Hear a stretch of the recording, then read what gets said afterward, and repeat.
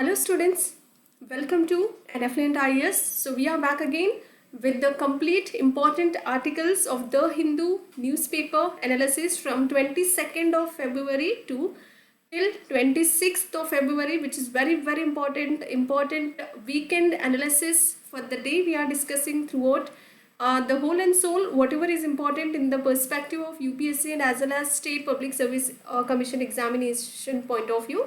So let us dive into the topic directly without wasting our time. Okay, so let's have first important article which speaks about diamond triangle, which was in the news. So hope you have heard about it. Diamond triangle is one such very important for your exam point of view, and this triangle, diamond triangle, is located in Odisha. Why it is a part of Odisha?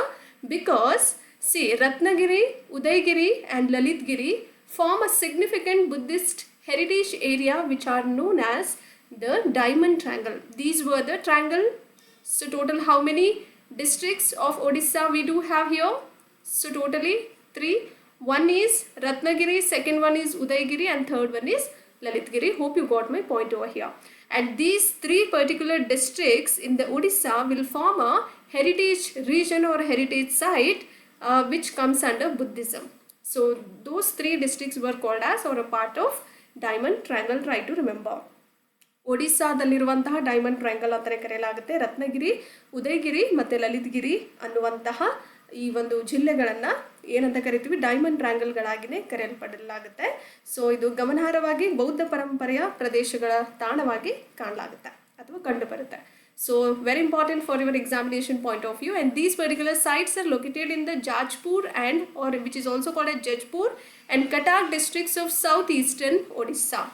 And these particular sites are located in the Jajpur and Cuttack. Jajpur also you can pronunciate. These were the districts very prominently. We can have all these sites, Buddhist sites in the southeastern region of Odisha. Okay. So ಈ ತಾಣಗಳು ಎಲ್ಲೆಲ್ಲಿ ಕಂಡು ಬರುತ್ತೆ? ಒಡಿಸ್ಸಾದ ಜಾಜ್ಪುರ್ ಆಗಿರ್ಬೋದು ಮತ್ತು ಕಟಕ್ ಜಿಲ್ಲೆಗಳಲ್ಲೂ ಕೂಡ ಕಂಡು ಬರುತ್ತೆ. Okay, Ratnagiri. So if we speak about one such diamond triangle which is very important from the perspective of Buddhism sites also, Buddhist site. So Ratnagiri which is also known as hill of jewels.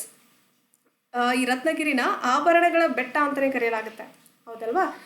So Ratnagiri is it has got another name called as hill of jewels, and it is the most extensively excavated Buddhist site among all the 3, Ratnagiri and another one was Udaygiri and Lalitgiri. Try to remember. So most extensively excavated Buddhist site is called as Ratnagiri. Try to remember. ಈ ಮೂರರಲ್ಲಿ ಅತ್ಯಂತ ವ್ಯಾಪಕವಾಗಿ ಉತ್ಖನನಗೊಂಡಂತಹ ಬೌದ್ಧ ತಾಣವಾಗಿ ರತ್ನಗಿರಿಯನ್ನು ಕಾಣಲಾಗುತ್ತೆ. And located between the Birupa and Brahmani rivers northeast of Bhubaneswar. Bhubaneswar is the capital of Odisha. ಒಡಿಸ್ಸಾದ ರಾಜಧಾನಿ ಯಾವುದು? ಭುವನೇಶ್ವರ್. ಎಲ್ಲಿ locate ಆಗಿದೆ ಇದು? ಬಿರೂಪ ಮತ್ತು ಬ್ರಾಹ್ಮಣಿ ನದಿಗಳ ನಡುವೆ ಈಶಾನ್ಯ ಭಾಗದ ಒಂದು ಭುವನೇಶ್ವರಲ್ಲಿ ಕಂಡುಬರುವಂಥದ್ದು ಯಾವುದು? ರತ್ನಗಿರಿ ಜಿಲ್ಲೆ. And the Ratnagiri monastery is unique in India for having a curvilinear roof. This is very prominent, okay, for curvilinear roof. Very important for your UPSC and as well as for your state exams also. Ratnagiri ಏನಿದೆಲ್ಲ monastery ಮಠ, ಇದು ಕರ್ವಿಲೀನಿಯರ್ ಅಂದರೆ ವಕ್ರರೇಖೆಯ ಒಂದು ಛಾವಣಿಯನ್ನು ಹೊಂದಿರುತ್ತೆ. ವಕ್ರರೇಖೆಯ ಛಾವಣಿಯಾಗಿ ಕಾಣ್ತೀವಿ. Okay, ಭಾರತದಲ್ಲಿ ಇದಕ್ಕೆ ಆದಂಥ ಒಂದು ವಿಶಿಷ್ಟತೆಯನ್ನು ಹೊಂದಿದೆ ಯಾವುದು? Ratnagiri. So it has its own specialisation which consist of curvilinear roof. Try to remember. And if we move on to the next important point under Ratnagiri, if we speak about it more and more for our examination point of view, it is believed to be a significant early center of the Vajrayana, or which is also called as Tantrayana school of Buddhism. Okay, so these were very significant. We can even see in Mahayana's part where Vajrayana or Tantrayana school of Buddhism, this is the center of Vajrayana. Try to remember. ಬೌದ್ಧ ಧರ್ಮದ ವಜ್ರಯಾನ ಅಥವಾ ತಂತ್ರಯಾನ ಶಾಲೆಗಳ ಅಥವಾ ಶಾಲೆಯ ಮಹತ್ವದ ಆರಂಭಿಕ ಕೇಂದ್ರವೆಂದು ನಂಬಲಾಗುತ್ತೆ ಅಂತ ಹೇಳಲಾಗ್ತಿದೆ.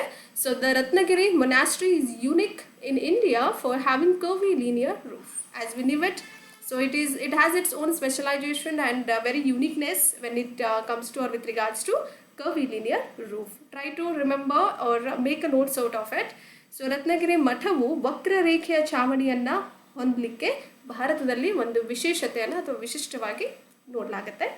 ಓಕೆ, ವಿಶಿಷ್ಟವಾಗಿರುವಂಥದ್ದು. Next if you move on to the next important district under of Odisha under diamond triangle would be Lalitgiri, which is also referred to as Naltigiri or Naltigiri by local people. Okay, ಅಲ್ಲಿರುವಂತಹ ಸ್ಥಳೀಯರು, ಲಲಿತಗಿರಿಯಲ್ಲಿರುವಂತಹ ನಿವಾಸಿಗರು ಏನು ಕರೀತಾರೆ ಸ್ಥಳೀಯರು, ನಲ್ತಿಗಿರಿ ಅಂತಲೂ ಲಲಿತಗಿರಿಗೆ ಕರೆಯಲಾಗುತ್ತೆ. So considered one of the oldest Buddhist sites in the diamond triangle. This is one of the oldest Buddhist site. Try to remember, diamond ಟ್ರಯಾಂಗಲ್ನಲ್ಲಿರುವಂತಹ ಅತ್ಯಂತ ಹಳೆಯ ಬೌದ್ಧ ತಾಣಗಳಲ್ಲಿ ಒಂದಾಗಿರುವಂಥದ್ದು ಯಾವುದು? Lalitgiri. And if we move on to Udaygiri, so it is the largest of all the three sites. Try to remember in the diamond triangle. Largest of all the three sites in the diamond triangle, which is called as Udaygiri. Udaygiri ಏನಂತ ಕರಿತೀವಿ? ಈ ಮೂರು ತಾಣಗಳಲ್ಲಿ ಅತಿ ದೊಡ್ಡದಾಗಿರುವಂತಹ ತಾಣ ಯಾವುದು? Udayagiri. Diamond triangle ಅಲ್ಲಿರುವಂತಹ ಮೂರು ರೀಜನ್ಗಳು, ಮೂರು ಪ್ರದೇಶಗಳನ್ನು ನೋಡಿದಾಗ ದೊಡ್ಡದಾಗಿರುವಂಥದ್ದು ಯಾವುದು? Udayagiri. Try to remember. And in Odisha, Buddhism is stated to have particularly flourished under the Bhaumakara dynasty. Try to remember. So this particular dynasty has flourished this Buddhism. Okay, Buddhism has evolved or flourished during the dynasty called as Bhaumakara, which ruled parts of the state between 8th to 10th century in Odisha. Try to remember. ಒಡಿಸ್ಸಾದಲ್ಲಿ ಬೌದ್ಧ ಧರ್ಮವನ್ನು ವಿಶೇಷವಾಗಿ ಭೌಮಕರ ಅನ್ನುವಂಥ ರಾಜವಂಶದ ಅಡಿಯಲ್ಲಿ ಪ್ರವರ್ಧಮಾನಕ್ಕೆ ಬರಲಾಯಿತು ಅಥವಾ ತರಲಾಯಿತು ಎಂದು ಹೇಳಲಾಗ್ತಾ ಇದೆ. ಅದೇ ಥರ 8ನೇ ಮತ್ತು 10ನೇ ಶತಮಾನದ ನಡುವೆ ಕೆಲವು ರಾಜ್ಯದ ಭಾಗಗಳನ್ನು ಆಳ್ವಿಕೆಯನ್ನು ಮಾಡಿರುವಂತಹ ಸನ್ನಿವೇಶಗಳು ಕೂಡ ನಾವು ಓದ್ತೀವಿ. Hope you remembered because which is keenly or related to history. So try to remember and make a note of it. And if we move on to the next important article from The Hindu would be summary of delimitation process in India. So this year 2025 has been paused delimitation process. What was the reason behind it? So let's discuss with that. Okay, ಯಾಕೆ delimitation ಪ್ರಾಸೆಸ್ನ ಈ ಪ್ರಕ್ರಿಯೆನ ಸದ್ಯಕ್ಕೆ ಸ್ಥಗಿತಗೊಳಿಸಲಾಗಿದೆ ಅಂತ ನೋಡೋಣ. So what could be the definition, background and definition and constitutional basis which withhold delimitation process would be, let's discuss with that. Delimitation, which is the process of redrawing the constituency boundaries. It will redraw the constituency boundaries based upon the latest census. Okay, if we go with the latest census, then they'll redraw constituency boundaries. So this comes under this particular process is called as delimitation process. ಏನು delimitation process ಅಂದರೆ ಇತ್ತೀಚಿನ ಜನಗಣತಿಯ ಆಧಾರದ ಮೇಲೆ ಕ್ಷೇತ್ರದ ಕೆಲವೊಂದು ಗಡಿಗಳಿರುತ್ತೆ ಅಲ್ವಾ. So ಆ ಗಡಿಗಳನ್ನು ಮರುವಿನ್ಯಾಸ ಮಾಡುವಂತಹ ಪ್ರಕ್ರಿಯೆನ ಏನಂತ ಕರಿತೀವಿ? ಡಿಲಿಮಿಟೇಷನ್ ಅಂತ ಕರೆಯಲಾಗುತ್ತೆ. And article 82 which mandate seat adjustments in the Lok Sabha after every census. Right after every census what they'll adjust the seats in the Lok Sabha. It is the mandatory which has been set or mentioned in the article 82. Try to remember. 82ನೇ ವಿಧಿ ಪ್ರಕಾರ ಪ್ರತಿ ಜನಗಣತಿಯ ನಂತರ ಲೋಕಸಭೆಯಲ್ಲಿ ಸೀಟುಗಳ ಹೊಂದಾಣಿಕೆಗಳನ್ನು ಕಡ್ಡಾಯಗೊಳಿಸುವಂಥದ್ದು ಹೇಳುತ್ತೆ. ಯಾವುದು? ವಿಧಿ 82. ಅದೇ ಥರ article next if you move on to article 81, it caps the Lok Sabha at 550 members. Out of 550, 530 from the states will be the representative, 20 from the UTs, and it has got an aim which aims for equal representation for the equal population throughout India. So across constituencies. Try to remember. ಲೋಕಸಭೆಯನ್ನು 550 ಸದಸ್ಯರಿಗೆ ರಾಜ್ಯಗಳಿಂದ 530 ಜನರನ್ನ ತಗೊಳ್ತಾರೆ. UT ಅಂದರೆ ಕೇಂದ್ರಾಡಳಿತ ಪ್ರದೇಶ, union ಟೆರಿಟೋರೀಸ್ ಅಂತ ಕರೆಯಲಾಗುತ್ತೆ. So ಅಲ್ಲಿಂದ 20 ಜನರನ್ನ ಪ್ರತಿನಿಧಿಗಳಾಗಿ ತೆಗೆದುಕೊಳ್ಳಲಾಗುತ್ತೆ ಮತ್ತು ಸಮಾನ ಜನಸಂಖ್ಯೆಯ ಕ್ಷೇತ್ರಗಳನ್ನು ಹೊಂದಿರುವಂತಹ ಗುರಿಯನ್ನು ಇಲ್ಲಿ ಅಡ್ಡಲಾಗಿ ಪ್ರಾತಿನಿಧ್ಯವನ್ನು ಹೊಂದಿರುವಂಥದ್ದು. Try to remember it. Basically why it has been kept as a paused or stopped for a while. So let's do discuss with all together. So basic aim for this particular delimitation process, which has been written in the article 81 would be, so we have to take an equal representation out of equal population. So we have to think upon the census, and based upon that we need to bring out the equal representations from the respective states. Hope you got my point. ರಾಜ್ಯಗಳಿಂದ ಏನು ಪ್ರತಿನಿಧಿಗಳನ್ನು ಆ ಜನಸಂಖ್ಯೆ ಆಧಾರದ ಮೇಲೆ ತೆಗೆದುಕೊಳ್ಳುವಂಥದ್ದು, so that every state will get benefited. ಎಲ್ಲ ರಾಜ್ಯಗಳಿಗೂ ಒಂದು ಸಮಾನತೆಯಿಂದ ಅವರಿಗೆ ಬೇಕಾಗಿರುವಂಥ ಹಕ್ಕುಗಳನ್ನು ನಾವು ದೊರಕಿಸ್ಕೊಡ್ಬಹುದು. Hope this particular article is clear. And if we move on to the purpose and the process here, okay, under this delimitation process, okay, ಯಾವುದು ಉದ್ದೇಶ ಮತ್ತು ಪ್ರಕ್ರಿಯೆ ನೋಡೋದಾದರೆ, which ensures fair representation and removes population disparities in constituencies following the one vote one value principle. As I already mentioned over here, it speaks about equal representation for equal population. Hope you got my point. Let us say Bihar and UP and MP.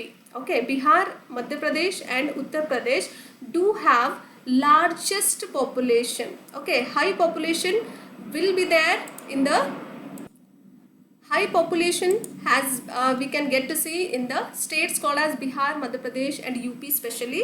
So these particular states have a larger population, out of which, so let us say based on the population, if we assign a representatives according to that particular state, and let us say one more example, Sikkim is very small. Okay, population wise it is very small.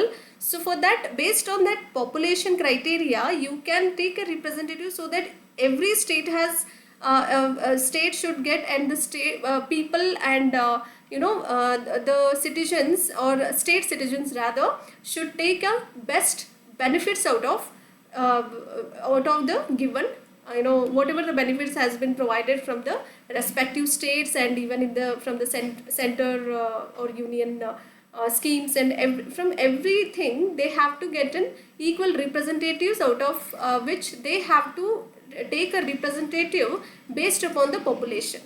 Okay, so that is how this delimitation process has been paused as of now. So let's do discuss. One vote one value principle needs to be applied over here. ನ್ಯಾಯಯುತವಾದಂತಹ ಪ್ರಾತಿನಿಧ್ಯವನ್ನು ಖಚಿತಪಡಿಸುವಂಥದ್ದು, ಮತ್ತೆ ಒಂದು ಮತ ಒಂದು ಮೌಲ್ಯ ತತ್ವವನ್ನು ಕ್ಷೇತ್ರಗಳಲ್ಲಿನ ಜನಸಂಖ್ಯೆಯ ಅಸಮಾನತೆಯನ್ನು ತೆಗೆದುಹಾಕುವಂಥದ್ದು. Okay, and a delimitation commission do consists of, which will be appointed by the president, and which includes the retired judge as well, the chief election commissioner and the state election commissioner. These were the members of delimitation commission. Try to remember, very important. ಅಧ್ಯಕ್ಷರಿಂದ ನೇಮಕಗೊಳ್ಳುವಂಥದ್ದು ಯಾವುದು? delimitation process. Okay, delimitation process will be, it has got a which will be appointed by president, as I already said, retired judge and chief election commissioner and state election commissioner will be the members of this delimitation commission. ಅಧ್ಯಕ್ಷರಿಂದಂತ ಅಥವಾ ರಾಷ್ಟ್ರಪತಿಯವರಿಂದ ನೇಮಕಗೊಳ್ಳುವಂತಹ ಈ ಒಂದು commission ಆಯೋಗವು, ಇದರಲ್ಲಿ ಯಾರು ಇರ್ತಾರೆ members ಅಂತ ಬಂದಾಗ, ನಿವೃತ್ತ ನ್ಯಾಯಾಧೀಶರಾಗಿರ್ಬೋದು, ಮುಖ್ಯ ಚುನಾವಣಾ ಆಯುಕ್ತರು ಮತ್ತು ರಾಜ್ಯದ ಚುನಾವಣಾ ಆಯುಕ್ತರನ್ನು ಸಹ ಒಳಗೊಂಡಿರುತ್ತೆ. And if we move on to the draft report, okay, let's speak about draft report, which is published for public feedback before finalization. Draft report will be published and which before finalization, what they'll be published for public feedback before doing any finalization. This is very important. Okay, curd ವರದಿ ಅಂತ ಕರೆಯಲಾಗುತ್ತೆ. ಅದನ್ನು ಅಂತಿಮಗೊಳಿಸುವ ಮೊದಲೇ ಸಾರ್ವಜನಿಕರ ಒಂದು ಪ್ರತಿಕ್ರಿಯೆಗಾಗಿ ಪ್ರಕಟಣೆಯನ್ನು ಮಾಡಲಾಗುತ್ತೆ. The Commission's decisions are legally binding and not subject to court challenges, which has been mentioned in the article 329A. Okay, 329A speaks about Commission's decisions are final. These commissions, whatever the commission members were there, these people, whatever they'll take a decision, this could be final and binding and not subject to any of the court challenges here, which has been mentioned under the article 329A. ಈ ಆಯೋಗದ ನಿರ್ಧಾರಗಳು ಏನಾಗುತ್ತೆ, ಕಾನೂನುಬದ್ಧವಾಗಿ ಬದ್ಧವಾಗಿರುತ್ತೆ ಅಂತ ಹೇಳ್ತಿದ್ದಾರೆ. ಮತ್ತು ನ್ಯಾಯಾಲಯಗಳ ಯಾವುದೇ ಸವಾಲುಗಳಿಗೆ ಒಳಪಡುವುದಿಲ್ಲ ಅಂತ ಯಾವ ವಿಧಿಯಲ್ಲಿ ಹೇಳಲಾಗ್ತಿದೆ, 329A ಅಲ್ಲಿ. So similarly, we do have certain judgments in the year 2024 which has a slighter changes we can get to see. We'll be discussing in today's analysis. Hopefully you'll understand in a well better manner after that judgment once we'll read that, discuss that particular judgment over here. And what is the main reason behind pausing this delimitation process as of now? So let's do discuss. Southern states, especially Kerala, okay, Kerala, so as we discussed about it, argue they should not be penalized for successful population control. Kerala and as well as Tamil Nadu, but Kerala majorly, they do have a proper family planning over here. Okay, they do have a proper family planning, so they are claiming or saying that they should not be penalized for successful population control also. ದಕ್ಷಿಣದ ರಾಜ್ಯಗಳು ಯಾವುದು ಅಂದರೆ ಕೇರಳ, ತಮಿಳುನಾಡುಗಳಂತಹ ರಾಜ್ಯಗಳು ತಮ್ಮ ಯಶಸ್ವಿ ಜನಸಂಖ್ಯಾ ನಿಯಂತ್ರಣಕ್ಕಾಗಿ ದಂಡವನ್ನು ವಿಧಿಸಬಾರದು ಅನ್ನೋ ಒಂದು ವಾದನ ಅವರು ಮಂಡನೆಯನ್ನು ಮಾಡ್ತಾ ಇದ್ದಾರೆ. So if we speak about history and changes in the Lok Sabha decomposition, so as we delimitation has occurred in the year 1952-62, exactly 10 years, okay, and then again after 10 years 1972, and after certain years in the year 2002. So delimitation has occurred in 1952, then 62, 72, and then 2002. ಇತಿಹಾಸ ಮತ್ತು ಲೋಕಸಭೆಯ ಸಂಯೋಜನೆಯಲ್ಲಿನ ಬದಲಾವಣೆಗಳನ್ನು ನೋಡೋದಾದರೆ delimitation ಯಾವಾಗ ಸಂಭವಿಸಿದೆ ಅಂತ ನೋಡಿದರೆ 1952, 62, 72 ಮತ್ತು 2002ರಲ್ಲಿ ಸಂಭವಿಸಿರುವಂಥದ್ದು. Okay, and the 1976 42nd amendment froze Lok Sabha seats for 25 years. Okay, under this 42nd Constitutional Amendment Act in the year 1976, they have frozen this Lok Sabha seats for 25 years. Again, there has been a pause for 25 years, citing family planning policies.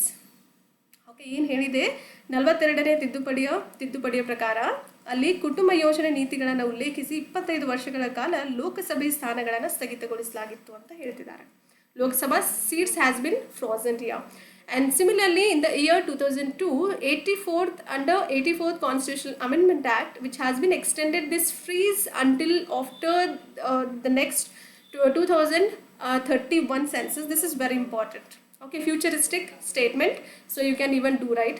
So why they have done a pause over here? So however, so we have to restart the delimitation process by the next year 2026.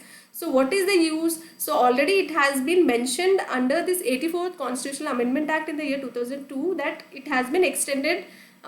This particular frozen has been extended till 2031 census. Before this census took place, you cannot change or give a pause and you can continue and you can restart. Even if you do it, then it has been done on the basis of latest census. So it is about to take place in the year 2013. So why you are giving a pause to it? So that's what the question over here. Hope you got my point here. 2007ರಲ್ಲಿ 84ನೇ ತಿದ್ದುಪಡಿ ಪ್ರಕಾರ ಇದನ್ನು ವಿಸ್ತರಣೆ ಮಾಡಲಾಗಿತ್ತು. 2031ರ ಜನಗಣತಿಯ ನಂತರದವರೆಗೆ freeze ಮಾಡುವಂಥದ್ದು. But 2031ರಲ್ಲಿ freeze ಮಾಡಬೇಕೇ ಹೊರತು latest census ಪ್ರಕಾರ, okay, ಪ್ರಚಲಿತ ಜನಗಣತಿಯ ಪ್ರಕಾರ ಮಾಡುವಂಥದ್ದು. ಸೊ 2031ರ ತನಕ ಯಾವುದೇ ಜನಗಣತಿ ಆಗೋ ಹಾಗಿಲ್ಲ. ಸೊ ನೆಕ್ಸ್ಟ್ ಇಯರ್ ಅಂದರೆ 2026ರಲ್ಲಿ ಮತ್ತೆ ಡಿಲಿಮಿಟೇಷನ್ ಪ್ರಾಸೆಸ್ ಪ್ರಕ್ರಿಯೆನ ಶುರು ಮಾಡೋದು ಯಾಕೆ ಅನ್ನೋದು ಒಂದು ಪ್ರಶ್ನೆ ಆಗಿದೆ. And some of the judicial reviews we do have for this delimitation process. Okay, delimitation na ಒಂದು ನ್ಯಾಯದ ವಿಮರ್ಶೆ ನೋಡೋದಾದರೆ, so we had discussed under article 329A in the year 2024 July, Supreme Court has ruled that courts can review delimitation orders. Okay, court can review the delimitation orders if they are arbitrary or unconstitutional.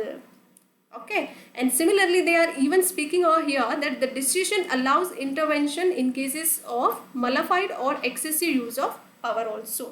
July 2024ರಲ್ಲಿ ಸರ್ವೋಚ್ಚ ನ್ಯಾಯಾಲಯವು ಏನು ಮಾಡ್ತಿದೆ, ಅನಿಯಂತ್ರಿತ ಅಥವಾ ಅಸಾಂವಿಧಾನಿಕವಾಗಿದ್ದಾಗ ನ್ಯಾಯಾಲಯಗಳು delimitation ಆದೇಶಗಳನ್ನು ಪರಿಶೀಲಿಸಬಹುದು ಅನ್ನೋ ಒಂದು ತೀರ್ಪನ್ನು 2024ರಲ್ಲಿ ನೀಡಲಾಗಿದೆ. ಅದೇ ಥರ ಈ ನಿರ್ಧಾರವು ಮಲಿಫೈಡ್ ಅಥವಾ ಅಧಿಕಾರದ ಅತಿಯಾದ ಬಳಕೆಯ ಸಂದರ್ಭಗಳಲ್ಲಿ ಏನಾದರೂ ಹಸ್ತಕ್ಷೇಪದ ಅನುಮತಿ ನೀಡಲಾಗುತ್ತೆ. ಅತಿಯಾದ ಅಧಿಕಾರದ ಬಳಕೆ ಇರ್ಬೋದು, ಮಲಿಫೈಡ್ ಆಗೋದ್ರಿಂದ ಕೂಡ ಈ ಥರ ಸನ್ನಿವೇಶಗಳು ನಿಮ್ಮ ಮುಂದೆ ಬರುತ್ತೆ. And next, if you move on to the next important article, summary of black plastic and its hazards. Okay, black plastic, cup plastic ಅಂತ ಕರಿತೀವಿ, ಆ್ಯಂಡ್ ಅದರಿಂದ ಆಗುವಂಥ ಅಪಾಯಗಳ ಬಗ್ಗೆ ಡಿಸ್ಕಸ್ ಮಾಡೋಣ. And what is this black plastic is all about, which is often made from the recycled of e-waste, which is also called as electronic waste, which includes computers, televisions and appliances. Cup plastic, black plastic ಅನ್ನು ಹೆಚ್ಚಾಗಿ ಎಲ್ಲಿ ತಯಾರಿಸಲಾಗುತ್ತೆ? ಕಂಪ್ಯೂಟರ್ಗಳಾಗಿರ್ಬೋದು, ಟೆಲಿವಿಷನ್ಗಳು ಮತ್ತು ಇನ್ನೊಂದು ಯಾವುದೋ appliances, ಯಾವುದೇ ಮರುಬಳಕೆ electronic ತ್ಯಾಜ್ಯಗಳು ಸೇರಿದಾಗ ಅವುಗಳನ್ನು ರೀಸೈಕಲ್ ಮಾಡುವಂಥದ್ದು ಅಲ್ವಾ? ಹೇಗೆ ರೀಸೈಕಲ್ ಮಾಡ್ತೀರಾ, ಮರುಬಳಕೆ ಹೇಗೆ ಮಾಡಲಾಗುತ್ತೆ? ಸೊ ಅದನ್ನು ಬ್ಲ್ಯಾಕ್ ಪ್ಲಾಸ್ಟಿಕ್ ಅಂತಲೇ ಕರಿತೀವಿ. And some of the toxic contaminants includes, ವಿಷಕಾರಿ ಮಾಲಿನ್ಯಕಾರಕಗಳು ನೋಡೋದಾದರೆ flame retardants which includes bromine and antimony and another heavy metals like lead, cadmium, mercury, which prevents all these fires. So which these contaminants will help, all these black plastic will help to prevent fires, which is very important. ವಿಷಕಾರಿ ಮಾಲಿನ್ಯಕಾರಕಗಳು ಈ ಎಲೆಕ್ಟ್ರಾನಿಕ್ಸ್ಗಳು ಯಾವುದಾದ್ರು ಬರುತ್ತೋ electronic ಜ್ವಾಲೆಯ ನಿವಾರಕಗಳಾಗಿರುವಂಥದ್ದು bromine ಆಗಿರ್ಬೋದು ಅಥವಾ ಬ್ರೊಮೈನ್ ಅಂತ ಕರಿತೀವಿ, antimony ಅಂತಲೂ ಕರೆಯಲಾಗುತ್ತೆ. ಅಥವಾ ಭಾರವಾದಂತಹ ಲೋಹಗಳು ಯಾವುದು? ಸೀಸಾ, ಲೆಡ್ ಅಂದರೆ ಸೀಸಾ ಅಂತ ಕರಿತೀವಿ, ಕ್ಯಾಡ್ಮಿಯಂ ಮತ್ತು ಮರ್ಕ್ಯುರಿ ಪಾದರಸ ಅಂತ ಕರೆಯಲಾಗುತ್ತೆ. ಏನಕ್ಕೆ ಯೂಸ್ ಮಾಡ್ತೀವಿ ಇದೆಲ್ಲ ಯಾಕೆ ಅಂದರೆ ಜ್ವಾಲೆಯ ಒಂದು ನಿವಾರಕಗಳಾಗಿ ನಾವು ಉಪಯೋಗ ಮಾಡ್ಕೊಳ್ತೀವಿ. And black plastic is widely used in the various industries due to its durability. It has a lot of durability and heat resistance and ability to block light also. Some key applications we do have. So it has gotten advantages also. What were those advantages? It is used in the various industries for its durability, heat resistance and ability to block certain light. Okay. Cup plastic ಅಂತ ಬಂದಾಗ ಅಥವಾ black ಪ್ಲಾಸ್ಟಿಕ್ನ ಬಾಳಿಕೆ ಕೊಡುತ್ತೆ. Durability ಅಂದರೆ ಬಾಳಿಕೆ ಕೊಡುವಂಥದ್ದು. ಶಾಖ ನಿರೋಧಕತೆ ಆಗಿರ್ಬೋದು, ಬೆಳಕನ್ನು ತಡೆಯುವಂಥ ಸಾಮರ್ಥ್ಯದಿಂದಾಗಿ ಬ್ಲ್ಯಾಕ್ ಪ್ಲಾಸ್ಟಿಕ್ಕನ್ನು ವಿವಿಧ ಕೈಗಾರಿಕೆಗಳಲ್ಲಿ ವ್ಯಾಪಕವಾಗಿ ಬಳಸಲಾಗುತ್ತೆ. ಕೆಲವು ಪ್ರಮುಖ ಅಪ್ಲಿಕೇಶನ್ ಎಲ್ಲೆಲ್ಲಿ ಅಂದರೆ ಉಪಯೋಗ ಮಾಡಲಾಗುತ್ತೆ ಅಂದರೆ ಒಂದು, so where and all we can use all these black plastics. One is packaging and consumer goods, let us say food containers and trays, ready to eat meals, meat, bakery products, all these are very important due to its heat resistant properties. Okay, so packaging ಮತ್ತು ಗ್ರಾಹಕ ಸರಕುಗಳು ಅಂತ ಕರಿತೀವಿ. ಆಹಾರದ ಕೆಲವೊಂದು ಕಂಟೈನರ್ಸ್ಗಳಾಗಿರ್ಬೋದು, ಟ್ರೇಗಳಾಗಿರ್ಬೋದು. Okay, ಶಾಖ ನಿರೋಧಕ ಗುಣಲಕ್ಷಣಗಳಿಂದಾಗಿ ಸಿದ್ಧವಾಗಿರುವಂತಹ ತಿನ್ನಲಿಕ್ಕೆ ಯೋಗ್ಯವಾದಂತಹ ಊಟ, ಮಾಂಸ, ಬೇಕರಿ ಉತ್ಪನ್ನಗಳಿಗೆ ಬಳಸಲಾಗುತ್ತದೆ. ಅದೇ ಥರ cutlery. Second one is cutlery and utensils which is disposable black plastic spoons, forks and plates. Cutlery ಮತ್ತು ಪಾತ್ರೆಗಳು ಅಂತಲೇ ಕರೆಯಲಾಗುತ್ತೆ. ಇವುಗಳು ಬಿಸಾಡಬಹುದಾದಂತಹ ಬ್ಲ್ಯಾಕ್ ಪ್ಲಾಸ್ಟಿಕ್ ಸ್ಪೂನ್ಗಳಾಗಿರ್ಬೋದು, ಫೋಕ್ಗಳಾಗಿರ್ಬೋದು ಮತ್ತು ಪ್ಲೇಟ್ಗಳ ಅವುಗಳು ತಯಾರಿಸಲಿಕ್ಕೂ ಕೂಡ ಬ್ಲ್ಯಾಕ್ ಪ್ಲಾಸ್ಟಿಕ್ಗಳನ್ನು ಯೂಸ್ ಮಾಡ್ತೀವಿ. So will use all those black plastic for making all these things. And bottles and caps, very important. So black plastics will be used for making or preparing bottles and caps. Some cosmetic and personal care products use black plastic packaging.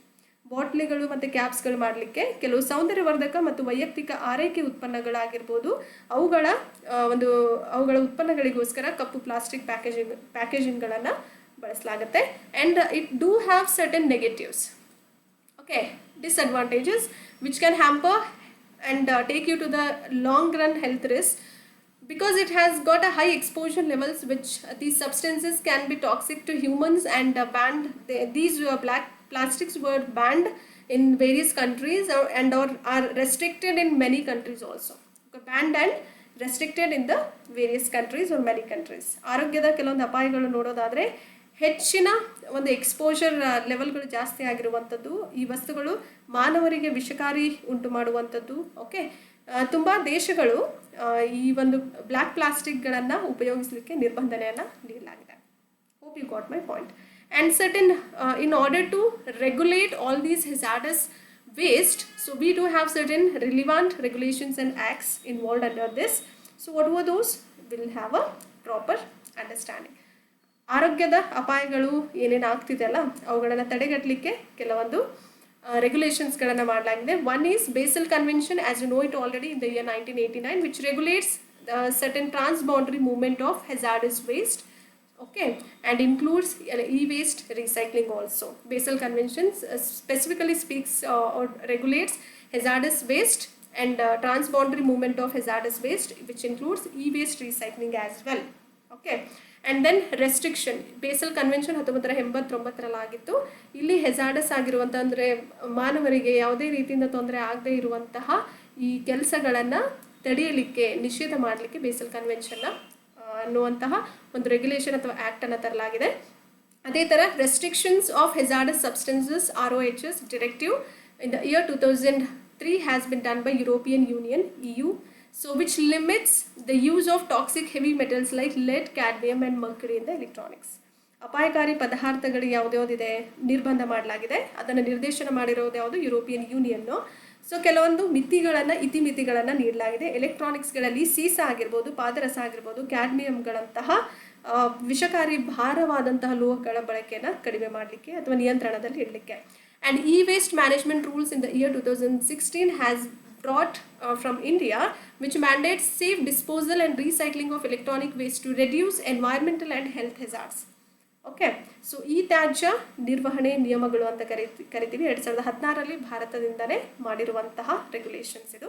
Okay, ಇಲ್ಲಿ ಏನು ಮಾಡಿದ್ದಾರೆ? ಪರಿಸರ ಮತ್ತು ಆರೋಗ್ಯದ ಅಪಾಯಗಳನ್ನು ಕಡಿಮೆ ಮಾಡಲಿಕ್ಕೆ electronic ತ್ಯಾಜ್ಯದ ಸುರಕ್ಷಿತ ವಿಲೇವಾರಿ ಮತ್ತು ಮರುಬಳಕೆಯನ್ನು ಕಡ್ಡಾಯಗೊಳಿಸಲಾಗಿದೆ. So this mandates safe disposal and recycling of all those electronic waste to reduce and to reduce certain environmental hazards and health hazards also. So they have made certain dry waste and wet waste sort of thing. We have to bifurcate both the two. So that's a good initiative all the way. ಹಸಿ ಕಸ ಒಣ ಕಸ ಅಂತ ಮಾಡಿದಾರಲ್ಲ, so ಅದ್ರ ಬಗ್ಗೆ ಹೇಳಲಾಗುತ್ತೆ, so that you can become eco-friendly. Next, and environment will be very clean and clear to you, so that you can be safe, you can have a good oxygen. Okay. Next, if we talk about Toxic Substances Control Act, it has been done from all the way from America's Act, which regulates certain chemicals, which includes flame retardants and to protect human health also. ವಿಷಕಾರಿ ಪದಾರ್ಥಗಳ ನಿಯಂತ್ರಣ ಕಾಯ್ದೆ ಇದು USA ಅಲ್ಲಿ ಮಾಡಿರುವಂತಹ ಒಂದು act ಆಗಿರುತ್ತೆ. ಆರೋಗ್ಯವನ್ನು ರಕ್ಷಿಸಲಿಕ್ಕೆ ಜ್ವಾಲೆಯ ನಿವಾರಕಗಳನ್ನು ಒಳಗೊಂಡಂತೆ ರಾಸಾಯನಿಕಗಳನ್ನು ಸಹ ನಿಯಂತ್ರಣ ಮಾಡುವಂಥದ್ದು. If we move on to the next important article, fourth article for the day, very very important, Punch mission. Whatever is important we'll be covering in today's class, and as well as part 2 will be covered in tomorrow's class. Hope you'll enjoy the session. Let's move on to the fourth important article, Punch, or which is also you can even speak or pronunciate as Punch also, but I'll pronunciate the best way, that is Punch mission. It is a NASA's mission, which is a Punch mission. It is a fascinating project aimed at revolutionizing our understanding of the sun and its influence on the solar system. It revolutionizes our better understanding or clarity over the solar system and sun related studies has been basic understanding of this sun and solar system, in how it influences solar system. All these understandings will have a clarity under this Punch mission, which is a NASA's mission. Try to remember, very important for your examination point of view. NASAದ punch mission ಅಂತಲೇ ಕರಿತೀವಿ. ಸೂರ್ಯನ ಬಗ್ಗೆ ತಿಳುವಳಿಕೆಗಳನ್ನು ಕ್ರಾಂತಿಗೊಳಿಸುವಂತಹ ಗುರಿಯನ್ನು ಹೊಂದಿರುವಂತಹ ಒಂದು ಆಕರ್ಷಕ ಯೋಜನೆಯಾಗಿಯೇ ಕಂಡುಬರುತ್ತೆ. ಮತ್ತು ಅದು ಸೌರವ್ಯೂಹದ ಮೇಲೆಯೂ ಕೂಡ ಪ್ರಭಾವ ಹೇಗೆ ಬೀರುತ್ತೆ ಅನ್ನುವಂತಹ ಒಂದು ಸ್ಟಡಿ ಅಥವಾ ಅಧ್ಯಯನ ಕೂಡ ಮಾಡಲಾಗುತ್ತೆ. ಆ್ಯಂಡ್ ಪರ್ಪಸ್ ಇನ್ಕ್ಲೂಡ್ಸ್, ಓಕೆ, ಉದ್ದೇಶ ಏನಾಗಿದೆ? The punch which is an acronym for polarimeter to unify the corona and heliosphere. Very important. Punch mission will study the sun's corona, which is an outermost layer of the atmosphere, and the solar wind. This corona is the sun's outermost atmosphere, sun's outermost layer in the atmosphere, and it also helps to study the solar wind also. Try to remember, very important for your exam. Punch mission has an aim to have a clarity or to have a study over sun's corona, outermost atmosphere. Corona is called as outermost atmosphere of the sun, and the solar wind. Try to remember, very important for your prelims especially. Okay, and even in mains you can write a great example for science and technology. Okay, ಈ punch mission ಅನ್ನುವಂಥದ್ದು ಸೂರ್ಯನ corona ಅಂದರೆ ಅದು ಹೊರಗಿನ ಒಂದು layer ಅಂತ ಕರಿತೀವಿ, ಅಥವಾ ವಾತಾವರಣ, ಮತ್ತು ಸೌರ ಮಾರುತದ ಬಗ್ಗೆ ಅಧ್ಯಯನವನ್ನು ಮಾಡುವಂತಹ ಒಂದು ಮಿಷನ್ ಆಗಿ ಕಾಣ್ತೀವಿ. And it is the very first time that a solar mission has been specially built to employ light polarization to detect the corona and solar wind in 3 dimensions. So it will basically, this is the very first time they have done all these polarization work to employ certain light, okay, to detect corona, outermost layer or atmosphere of the sun, and solar wind in all the three dimensions. That is very important. All the three dimensions study has been done for the very first time. Okay. ಇದು ಮೊಟ್ಟ ಮೊದಲನೇ ಬಾರಿಗೆ ಸೌರ mission ಅನ್ನು ವಿಶೇಷವಾಗಿ ನಿರ್ಮಾಣವನ್ನು ಮಾಡಲಾಗಿದೆ. Corona ಮತ್ತು ಸೌರ ಮಾರುತವನ್ನು 3 ಆಯಾಮಗಳಲ್ಲಿ ಪತ್ತೆ ಹಚ್ಚಲಿಕ್ಕೆ ಬೆಳಕಿನ ಧ್ರುವೀಕರಣವನ್ನು ಬಳಸಿಕೊಂಡು ಸೌರ ಮಿಷನ್ ಅನ್ನು ವಿಶೇಷವಾಗಿ ನಿರ್ಮಾಣವನ್ನು ಮಾಡಲಾಗಿದೆ. ಮೊಟ್ಟ ಮೊದಲನೇ ಬಾರಿಗೆ ಮಾಡಿರುವಂತಹ ಏಕೈಕ ಮಿಷನ್ ಯಾವುದು? Punch mission. And how it works, that is most important. How it really works. Punch, which consists of 4 smaller satellites that will work together as a virtual telescope. Try to remember, it has got a 4 satellites which will work together. Okay, unanimously they will work together to have a virtual telescope. Punch ಅನ್ನುವಂಥದ್ದು ಈ mission ಅಡಿಯಲ್ಲಿ ಯಾವ ಥರ ಕೆಲಸ ಮಾಡುತ್ತೆ ಅಂದರೆ 4 ಸಣ್ಣ ಉಪಗ್ರಹಗಳನ್ನು ಒಳಗೊಂಡಿರುತ್ತೆ. ಅದು ವರ್ಚುವಲ್ ಟೆಲಿಸ್ಕೋಪ್ ಆಗಿ ಎಲ್ಲನೂ ಒಂದಕ್ಕೊಂದು ಕೆಲಸವನ್ನು ಮಾಡ್ತಾ ಇರುವಂಥದ್ದು. Virtual telescope. Try to remember, this is a keyword over here. And these satellites will take wide field images of the sun's corona and the solar wind. Okay, ಈ ಉಪಗ್ರಹಗಳು, these particular 4 satellites will take some wide field images also to have a greater understanding of the sun's corona and solar wind. Okay, so greater understanding we need to have from this particular mission called as Punch mission. ಈ ಉಪಗ್ರಹಗಳು ಸೂರ್ಯನ corona ಮತ್ತು ಬಣ್ಣದ ಗಾಳಿಯ ಒಂದು ವಿಶಾಲ ಕ್ಷೇತ್ರದ ಚಿತ್ರಗಳನ್ನು ತೆಗೆದುಕೊಳ್ಳುವಂಥದ್ದು. Wide field images will be taken out. So that is most important, and they utilize, this is the most important point, how it works. It utilizes or take a help of polarimetry. It is a technology that measures the polarization of a light to create some 3D views in all the 3 dimensions of these phenomena. Okay, after taking all those wide images in all the 3 dimensions, this polarimetry technology will help to measure certain polarization of this particular light to create certain 3D views of these phenomena. This is very important. ಈ ವಿದ್ಯಮಾನಗಳ ಒಂದು 3D ವೀಕ್ಷಣೆಗಳನ್ನು ರಚಿಸಲಿಕ್ಕೆ ಬೆಳಕಿನ ಧ್ರುವೀಕರಣವನ್ನು ಅಳೆಯುವಂತಹ ತಂತ್ರವಾದ ಧ್ರುವೀಯತೆಯನ್ನು ಅವರು ಬಳಸ್ತಾರೆ. ಧ್ರುವೀಯತೆ ಅಂದ್ರೇನು? polarimetry. Try to remember, very important for your examination point of view, and part 2 will be uploaded by tomorrow. So please wait for that. Keep patience, and I will be covering every important articles from The Hindu from Feb 22 to 27. Please, if you like the content, do like, share and subscribe, and share it among your friends as well. And stay tuned. Keep loving us. Keep sharing us. And this is your Pooja Chamkone ma'am, and I'll be always there to guide you and to support you in all the ways. And if you have any inquiries or any questions or queries, then do us through my mail ID.